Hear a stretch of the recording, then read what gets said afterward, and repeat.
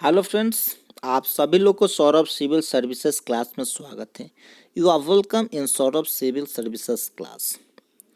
In in this class we are going to know about monkey pox because of monkey pox is remain in our news.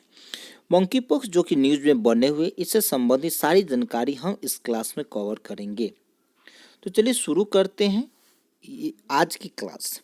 Before I start this class, I would like to tell you, if you are new viewer on this channel, please like, subscribe and shares. Monkey pox को लेकर स्वास्थ्य मंत्रालय ने सभी राज्यों को किया alert. Monkey pox को लेकर भारत सरकार मंत्रालय द्वारा सभी राज्यों को अलर्ट कर दिया गया है। 2 वर्ष पहले कोरोना संक्रमण से शिकार हुई मानव सभ्यता पर अब मंकी पॉक्स वायरस का खतरा मंडराने लगा है। विश्व स्वास्थ्य संगठन ने अब तक कुल 23 देशों में इसके फैलने की पुष्टि की है। इनमें मंकी पॉक्स के अब तक करीब 257 मामले सामने आए हैं, जबकि लगभग 120 संदिग्ध मामले हैं। यह पहली बार 1958 में अनुसंधान के लिए रखे गए बंदरों में खोजा गया था। चूंकि एक बार बंदर के बीच यह बीमारी फैली थी, इसीलिए इसका नाम मंकी पॉक्स रखा गया था। तो न्यूज में क्यों बना हुआ था, इसके बारे में मैंने आपको सारी जानकारी दे दी। अब शुरू करते हैं मंकी पॉक्स से संबंधित सारी जानकारी एक एक करके। तो मंकी पॉक्स एक जूनोसिस है। मंकी पॉक्स एक जूनोसिस है, यानी यह एक ऐसी बीमारी है जो एक संक्रमित जानवरों से मनुष्य में फैलता है। तो कैसे फैलता है? एक संक्रमित जानवरों से मनुष्यों में फैलता है। मंकी पॉक्स वायरस 52 साल पहले 1970 में पहली बार एक बंदर में मिला था। कब मिला था? तो 1970 में पहली बार एक बंदर में मिला था। इसके बाद यह वायरस वहां से 10 अफ्रीकी देशों में फैल गया था। मंकी पॉक्स वायरस एक डबल स्टैंडर्ड डीएनए वाला वायरस है जो स्मॉल पॉक्स परिवार के ऑर्थोपॉक्स वायरस जीनस से संबंधित है। तो आपको मंकी पॉक्स के बारे में पता चला कि यह एक कैसी है, मंकी पॉक्स एक कैसा वायरस है। तो मंकी पॉक्स एक जूनोसिस वायरस है, ठीक है, जो कि एक संक्रमित जानवरों से मनुष्य में फैलता है। कैसे फैलता है? तो संक्रमित जानवरों से मनुष्य में फैलता है। ये सबसे पहले कब पाया गया था? तो 1970 में पाया गया था। 1970 में पाया गया था। 1970 में पहली बार मंकी पॉक्स का केस पाया गया था, ठीक है। और किस में पाया गया था? तो बंदर में मिला था, ठीक है। किस में मिला था? तो बंदर में मिला था। चलिए अब हम आगे देखते हैं कि मंकी पॉक्स सबसे पहले कहाँ पाया गया था। तो इंसानों में मंकी पॉक्स की पहचान सबसे पहले 1970 में रिपब्लिक ऑफ कांगो में एक 9 साल के लड़के में हुई थी, जहां 1968 में स्मॉल पॉक्स को समाप्त कर दिया गया था। यानी स्मॉल पॉक्स के समाप्ति के बाद 9 साल के लड़के में मंकी पॉक्स की पहचान 1970 में हुआ था। और किस देशों में हुआ? तो रिपब्लिक ऑफ कांगो में हुआ, ठीक है। कहाँ पे हुआ था?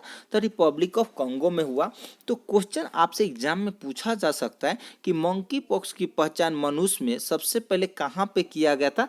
तो रिपब्लिक ऑफ कांगो में किया गया था। और कब किया गया था? तो 1970 में, 1970 में पहचान किया गया था। तब से अधिकांश मामले ग्रामीण वर्षावन क्षेत्रों से सामने आए। यानी जो मंकी पॉक्स का जो केस है, सबसे ज़्यादा जो मिला वो ग्रामीण क्षेत्रों से मिला, वर्षावन क्षेत्रों से मिला, ठीक है। चलिए हम आगे देखते हैं मंकी पॉक्स के बारे में कि मंकी पॉक्स का लक्षण क्या होता है। तो मंकी पॉक्स के संक्रमण के लक्षणों की शुरुआत आमतौर पर 6 से 13 दिनों तक होती है। यानी जब किसी को मंकी पॉक्स वायरस डिटेक्ट हो गया तो उसके 6 दिनों से 13 दिनों तक होती है, लेकिन यह 5 से 21 दिन तक हो सकती है। अब इसके लक्षण क्या होते हैं? तो बुखार यानी फीवर हो सकता है, तेज सिर दर्द यानी सीवियर हेडेक हो सकता है, लिम्फ नोड्स की सूजन हो सकता है, पीठ में दर्द हो सकता है, मांसपेशियों में दर्द हो सकता है और कमजोरी जैसे लक्षण हो सकते हैं। तो ये सारी जो लक्षण आपको मंकी पॉक्स में मिल सकता है।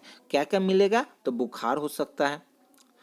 क्या मिलेगा? बुखार, तेज सिर दर्द, लिम्फ नोड्स की सूजन, पीठ में दर्द, मांसपेशियों में दर्द और कमजोरी जैसे लक्षण मिल सकते हैं। इसके साथ ही इसके अलावा भी इसके साथ ही त्वचा का फटना आमतौर पर बुखार होने के 1 से 3 दिन के भीतर शुरू हो जाता है। नहीं, जब बुखार हो जाता है तो उसके 1 से 3 दिन के भीतर ही क्या होता है, त्वचा फटने लगता है। ठीक है, दाने गले के बजाय चेहरे और हाथ पाँव पर ज़्यादा केंद्रित होता है। यानी जो दाना निकलेगा, ठीक है, वो कहाँ पे, दाने गले के बजाय, यानी गला पे न देखकर सबसे ज़्यादा कहाँ पे दिखेगा, चेहरा, हाथ, पाँव पर केंद्रित होगा। यानी सबसे ज़्यादा कहाँ पे दिखेगा, चेहरा पे, हाथ पे और पाँव पर सबसे ज़्यादा दिखेगा मंकी पॉक्स का जो दाना निकलेगा। ठीक है, अब देखते हैं मंकी पॉक्स कैसे फैलता है।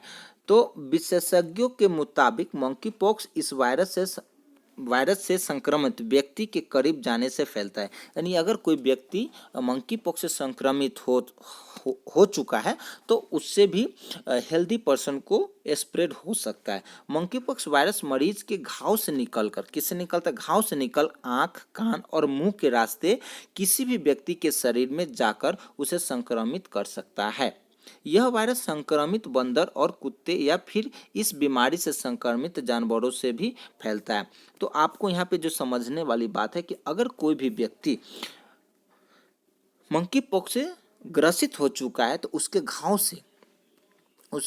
घाव से निकलकर किसके द्वारा इंसान के शरीर में जाएगा, तो आँख, कान और मुंह के रास्ते किसी भी व्यक्ति के शरीर में जाकर उसे भी संक्रमित कर सकता है। क्लियर। अब देखिए मंकी पॉक्स का इलाज क्या है। तो मंकी पॉक्स भी स्मॉल पॉक्स वायरस की फैमिली का सदस्य है। यानी जो स्मॉल पॉक्स सुने होंगे, जो जिसको चिकन पॉक्स बोलते हैं, स्मॉल पॉक्स भी मंकी पॉक्स भी स्मॉल पॉक्स वायरस की फैमिली का सदस्य है। इसीलिए इस पर भी चेचक की टीका, किसका टीका, चेचक की टीका असरदार साबित होती है। चेचक की टीका 85% इस वायरस को रोकने में असरदार है। यानी 85% मंकी पॉक्स को, जो कि स्मॉल पॉक्स का टीका का प्रयोग करके रोका जा सकता है। वैसे तो इस बीमारी को रोकने का सबसे अच्छा उपाय संक्रमित व्यक्ति और जानवरों से दूर है, यानी keep away from affected persons and animals. It's clear. तो आई होप कि ये क्लास आपको अच्छा लगा होगा। तो please like, subscribe and share this channel. Thank you.